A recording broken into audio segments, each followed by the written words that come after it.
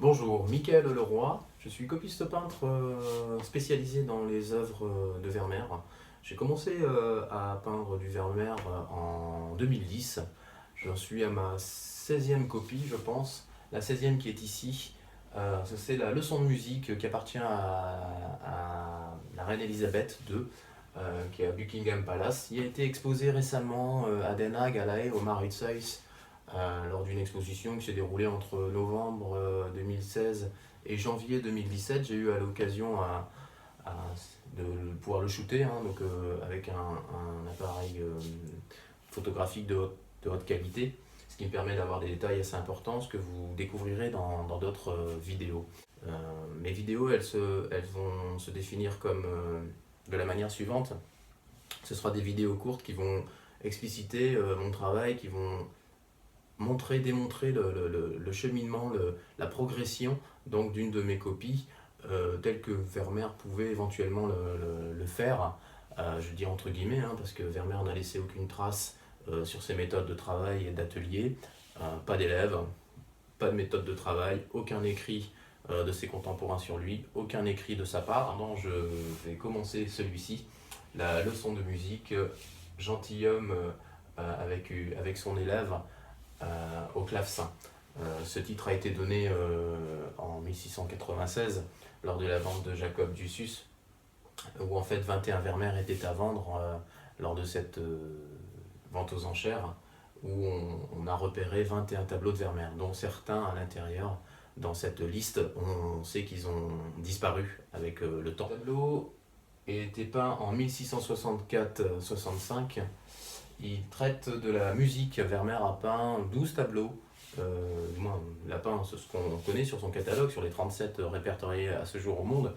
Même si on sait que Vermeer, on pense qu'il a peint en tout cas entre 45 et 50 tableaux maximum dans sa carrière, entre 1653 et 1675, date de sa mort, donc 22 ans de peinture, en sachant que les 3 dernières années de sa vie, il a peint très peu. Mon atelier, le poster sur lequel je m'appuie. Je m'appuie aussi sur un MacBook Pro où en fait je renvoie les photos que j'ai prises au musée. Le châssis, ma desserte de travail avec mes huiles, mes liants, et mon espace ici de travail pour broyer mes pigments avec les liants, les pigments. Voilà, hein, dans les prochaines vidéos, je vous montrerai les différentes étapes et les supports sur lesquels je m'appuie pour travailler, pour arriver au mieux à une copie. Je m'appuie sur plusieurs éléments, des ouvrages que j'achète évidemment sur Vermeer, sur les recherches scientifiques qui ont été faites lors de différentes expositions ou de ventes aux enchères en 2004 par exemple, sur des conservateurs comme Vadome, comme Nicolas Costaras, ainsi de suite. Ils ont pris des tableaux, ils ont pris quelques échantillons et ils ont découpé cet échantillon infrarouge en radiographie et autres procédés techniques qui nous permettent de trouver, de voir les différents pigments que Vermeer utilisait. Donc on les connaît, hein, lapis lazuli, jaune de plomb, blanc de céruse, vermillon, du carmin véritable, voilà, ainsi de suite. Mais aussi la manière dont il pouvait arriver à une couleur. Par exemple, on verra à un ton, par exemple, on verra que les poutres marron, on sait que les poutres marron qui sont dans la leçon de musique, on sait que Vermeer n'a pas utilisé de la terre d'ombre ou le terre de sienne brûlée, mais il a fait une combinaison de orange, lapis lazuli, jaune, un peu de rouge, de carmin pour arriver à un marron, ce qui est une méthode assez particulière pour l'époque. Et on sait que Vermeer, sur ce tableau en tout cas, il a utilisé énormément de lapis lazuli, qui était un pigment qui coûtait cher. Dit aujourd'hui le bleu d'outre-mer, c'était lapis lazuli, c'est un bleu qu'on se procurait, donc d'où son nom outre-mer, par-delà les mers, en Afghanistan. Voilà. Bon, à l'époque, il venait d'Afghanistan, en passant par Venise. Mon dernier tableau, ma dernière copie, alors j'ai fait 16 copies. 16 copies, on va dire que les 10 premières étaient des études. Voilà, je les ai données éventuellement. Mais les 5 dernières, je les expose actuellement dans les médiathèques, dans les espaces culturels, À partir de mes copies, je propose des conférences et des démonstrations de techniques à l'ancienne, hein, savoir comment j'arrive à un tableau. En sachant que mon dernier tableau, c'est celui-ci. C'est La Ruelle qui a été peinte en 1658-59 à Delft. Hein, je vous l'approche. Voilà.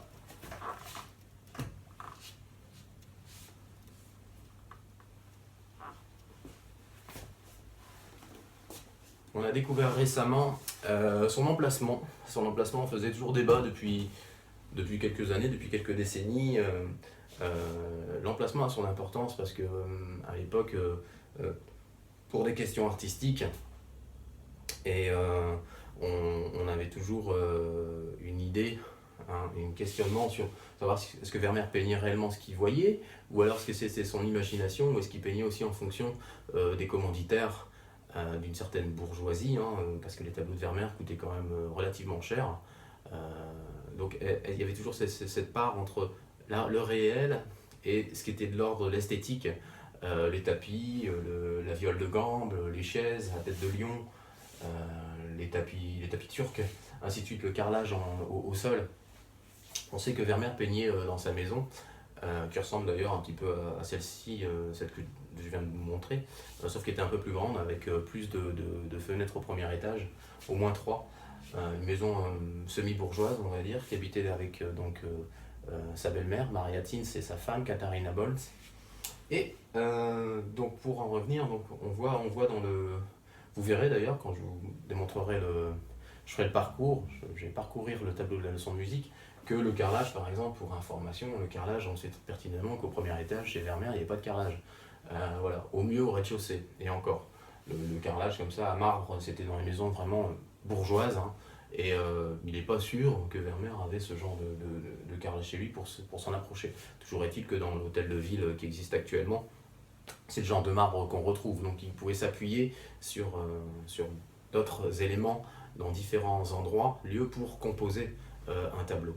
Voilà, je vous propose donc d'avancer, de cheminer avec moi pendant un certain temps, hein, 6 à 8 mois, autour de quelques petites vidéos qui vont durer 2 ou 3 minutes, 4 minutes, sur la progression d'un tableau.